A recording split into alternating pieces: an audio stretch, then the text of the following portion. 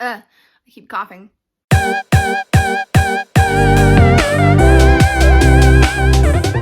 everyone. So I'm going to be participating in my first ever readathon, which takes place next week, November 18th through the 23rd, I believe. And this readathon is the Buzzword Readathon Round 5. There has been multiple rounds in the past, and I didn't know about it, and I didn't participate, obviously, since this is my first time. But as I understand it, you can jump in at any time and participate in any one you want to. And this was created by Books and Lala and is hosted or co-hosted this time by Gabby Reads, and I can link their videos explaining the Buzzword Readathon and the challenge this time right down below. But the whole idea about this readathon is that it's very open-ended and there isn't a lot of rules or prompts or things that you have to follow. So you don't have to read a ton of books. You just need to read a book with the buzzword in the title. And for this round, they have chosen numbers. So I chose books to read next week for the readathon that have numbers in the title. And these are ones that I have had on my TBR for a while, or I recently checked out from the library, and it's going to be great to get some books kind of knocked off my TBR shelf, but in a fun way. So I'm going to just get right into this little stack of books I have. I didn't make my TBR stack for this readathon super long or anything. I tried to keep it to a reasonable yet challenging number for me. So I have chosen 3 books and 1 ebook, so 4 books in total.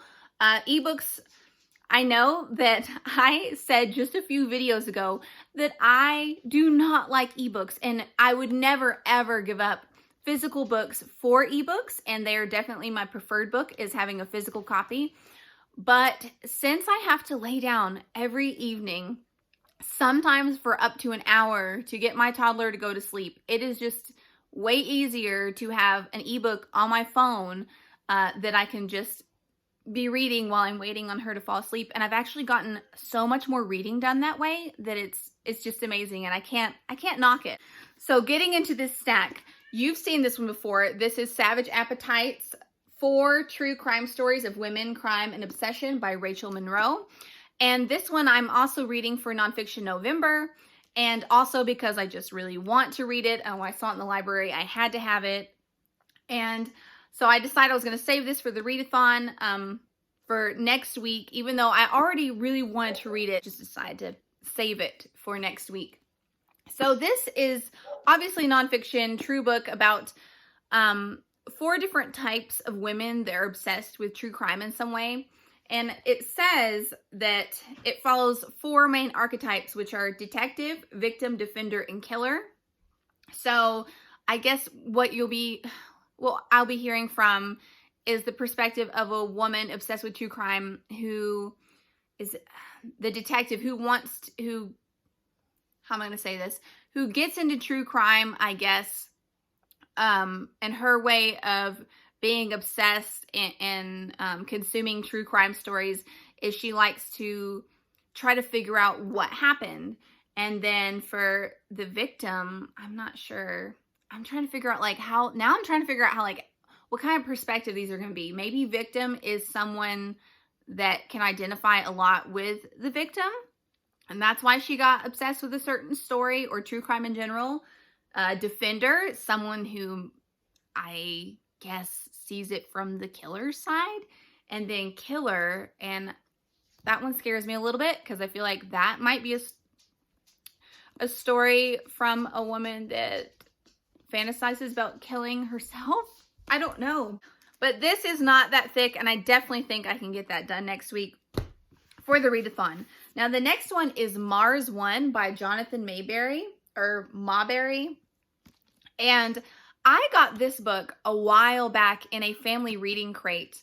I might have been one of the last ones. I'm pretty sure it was a 2019 reading crate, so I haven't had it scary long, but I have had it long enough where I need to read this book because this spine is always poking out from my shelf and staring at me, and there's no reason why I haven't picked it up except for I feel just a little intimidated by it just because it is a space story, and I don't normally read stories that are set in space. I guess my mind always goes to it's sci-fi if it's in space, but I don't think that this one is sci-fi. But this is about a boy who he's known from the time that he's been really young that him and his family are going to go help colonize Mars. And in this story, he's known his future, but somewhere along the lines he falls in love with a girl, and then he has to figure out, I guess, if he wants to go or maybe if they're even doing the right thing. And not everyone is super happy even about the idea of colonizing Mars. So it sounds like there's, I don't know, some controversy that happens within the story with maybe different groups of people even still trying to decide if that's even a good idea. It sounds interesting enough and not too out there for me. So I'm finally going to give it a shot and stop letting it intimidate me and also knock it off my TBR because I do really want to read it.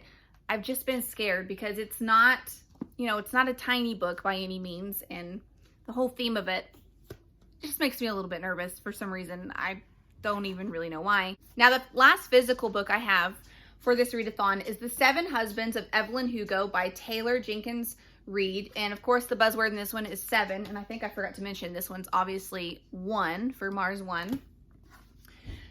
This one I added to my Goodreads TBR, whatever. I guess it's a shelf, even though it's not physically a shelf.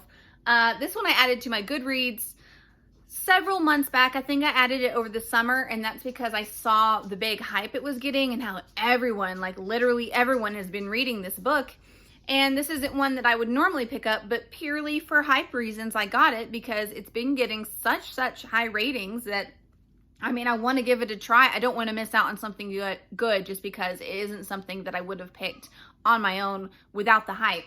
But as I understand it, this book is about like an old Hollywood actress or singer, and she used to be really famous, I assume. And then a journalist wants to do a story on her. And so she does decide to let her do the story on her. And as she's telling this journalist her story, she's learning all these crazy things and old love stories and stuff are coming up from her past. And then as this stuff is coming up, they, I guess, learn that in some way their lives are similar or intersect in some way, the journalist and Evelyn Hugo. So again, not something I would normally pick up, but everyone, literally everyone is reading this book and I want to read it too. Now, the last book that I'm going to try to read this week is an ebook, and that is 9 Perfect Strangers by Leanne Moriarty. And I would have to say that this book is the one I'm least excited by, just because like reading the premise of it doesn't sound as interesting as some of her other books. I have read probably 90% of her books. Not that she has like a huge amount. I think the only one I haven't read is The Hypnotist's Love Story or something like that. I think that's what it's called. I love Leanne Moriarty's writing. I have loved her books in the past.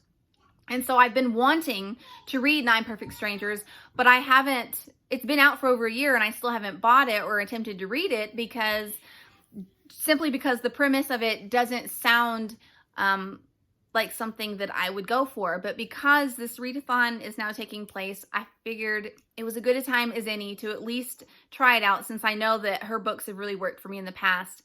And this one is about 9 strangers who go to a health resort. And the whole premise of it isn't really like forthcoming on what exactly happens, except seems like there's some sort of mystery. I think the person that owns the health resort is mysterious in some way.